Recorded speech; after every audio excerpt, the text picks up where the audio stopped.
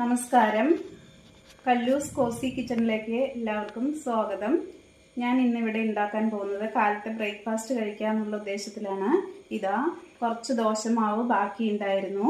അതുകൊണ്ട് കുഴിയപ്പക്കല്ലിൽ ഇതാ പച്ചമുളക്, ഉള്ളി, ഇഞ്ചി ഇതെല്ലാം അരിഞ്ഞ്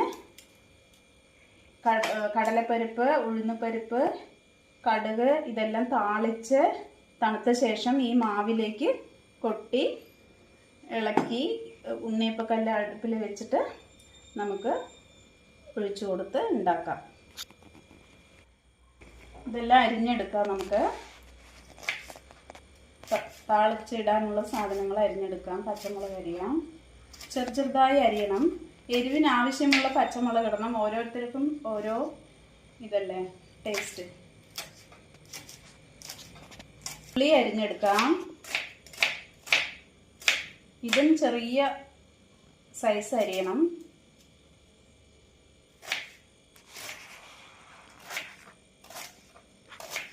എല്ലാം കഴുകി വൃത്തിയാക്കിയിട്ട് വേണം അരിയാൻ.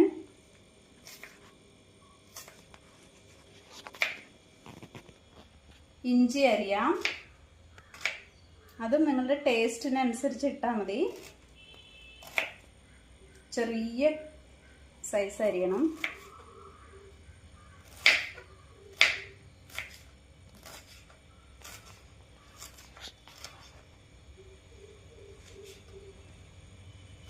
ഞാൻ കുറച്ച് പുതിനയും മല്ലിത്തഴയും ഇടുന്നുണ്ട്. അത് അരിഞ്ഞെടുക്കാം.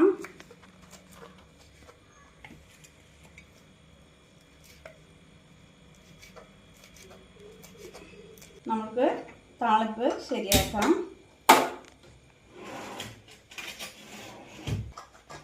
ഞാൻ ഉപയോഗിക്കുന്നത് വെളിച്ചെണ്ണയാണ്. ഏത് എണ്ണ വേണമെങ്കിലും ഉപയോഗിക്കാം. കുറച്ച് മതി എണ്ണ. ഇത് ചൂടാവട്ടെ. ഇത് എണ്ണ ഒരുവിധം ചൂടായിട്ടുണ്ട്. നമുക്ക് കടുക് ഇട്ട് കൊടുക്കാം.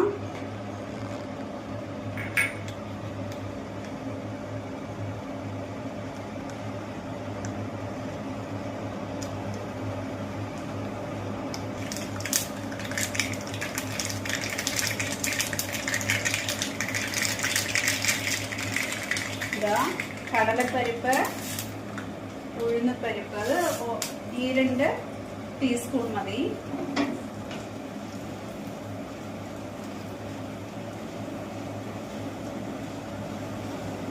കടുകെല്ലാം പൊട്ടിക്കഴിഞ്ഞു. ഇനി നമുക്ക് ഇഞ്ചി,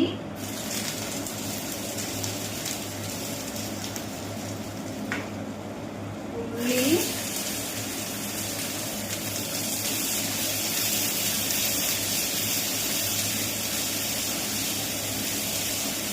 പച്ചമുളക്,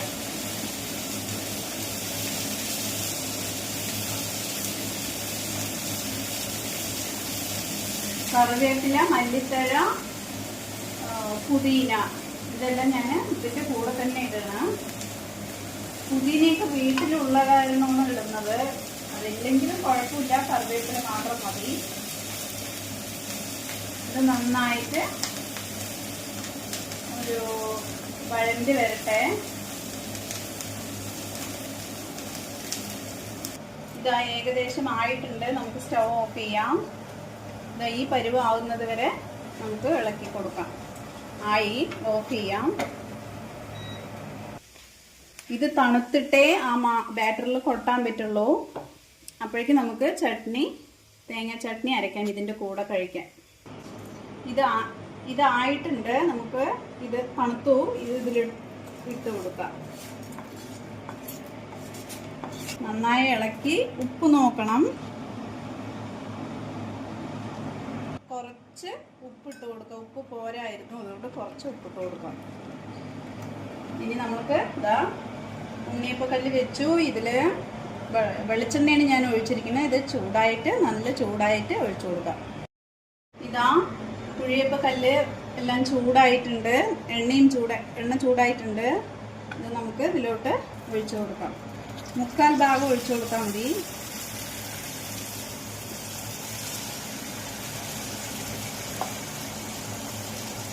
ഉണ്ണിയപ്പമൊക്കെ ഒഴിക്കും പോലെ തന്നെ ഇത് ഒഴിക്കുന്നത്. മസാല ഇട്ടെന്ന് മാത്രം. വേഗം വേഗം ആവുന്നുണ്ട്.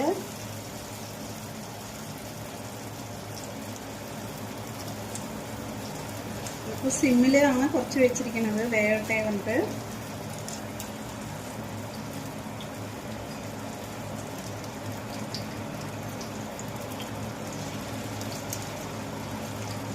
ഇത് പഴയ ഉണ്ണിയപ്പക്കല്ലായതുകൊണ്ടാണ് ഇങ്ങനെ ഇരിക്കുന്നത്.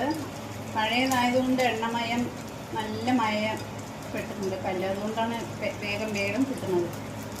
തിരിച്ചും ഇട്ട് കൊടുക്കാം, അല്ലെങ്കിൽ രണ്ട് സൈഡും വേകാൻ ബുദ്ധിമുട്ടായിരിക്കും.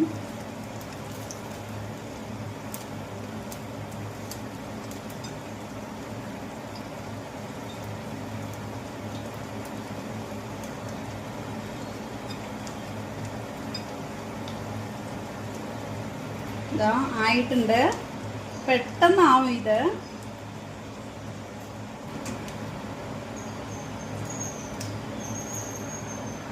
അടുത്തതും ഒഴിച്ചു കൊടുക്കാം.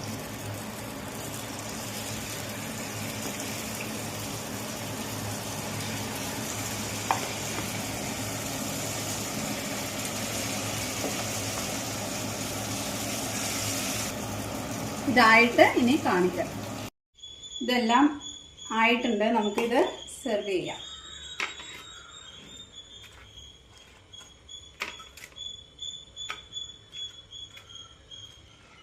തേങ്ങ ചട്നിയാണ് ഞങ്ങൾ ഇതിൻ്റെ കൂടെ കഴിക്കുന്നത്. ഞാൻ അന്ന് ഉണ്ടാക്കിയിട്ടുണ്ടായിരുന്നു ഒരു പരിപ്പ്, തേങ്ങ, തക്കാളി അതെല്ലാം കൂടിയുള്ളൊരു ചട്നി. അതും ഗ്രീൻ ചമ്മന്തിയും ഇതിന് നല്ല യോജിപ്പാണ് കഴിക്കാൻ. ഇതാ തേങ്ങ ചമ്മന്തി അരച്ചിട്ടുണ്ട്. ഇതാ ഇതിന് പണിയാരെന്നും പറയും തമിഴ്നാട്ടിൽ. നമ്മളിതാ ദോശമാവ് കുറച്ച് ബാക്കി ഉണ്ടായിരുന്നു. അപ്പോൾ എന്നും ദോശ കഴിക്കുമ്പോൾ ബോറടിക്കും കുട്ടികൾക്ക്. അതുകൊണ്ട് ഇങ്ങനെ ഉണ്ടാക്കി. ഇതിലിട്ടിരിക്കുന്നത് കറിവേപ്പില, മല്ലിത്തഴ, ഞാൻ കുറച്ച് പുതിന ഇട്ടിട്ടുണ്ട്, കുറച്ച് ഇഞ്ചി അരിഞ്ഞത്, ഒരു ഉള്ളി, പച്ചമുളക് പാകത്തിന് എരിവിനനുസരിച്ച്, ഉഴുന്നുപരിപ്പ്, കടലപ്പരിപ്പ്, കടുക് ഇതെല്ലാം ഇട്ട് താളിച്ച് തണുത്ത ശേഷം മാവിലോട്ടിട്ട് പാകത്തിന് ഉപ്പ് ഇട്ടിട്ട് കുഴിയപ്പക്കല്ലിൽ ഒഴിച്ചെടുത്ത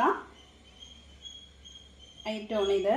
ബ്രേക്ക്ഫാസ്റ്റിന് നന്നായിട്ടുണ്ടാവും. ദോശ ഇഡ്ഡലിയും കഴിച്ച് ബോറടിക്കുമ്പോൾ ഇങ്ങനെ ഉണ്ടാക്കി കഴിക്കാം.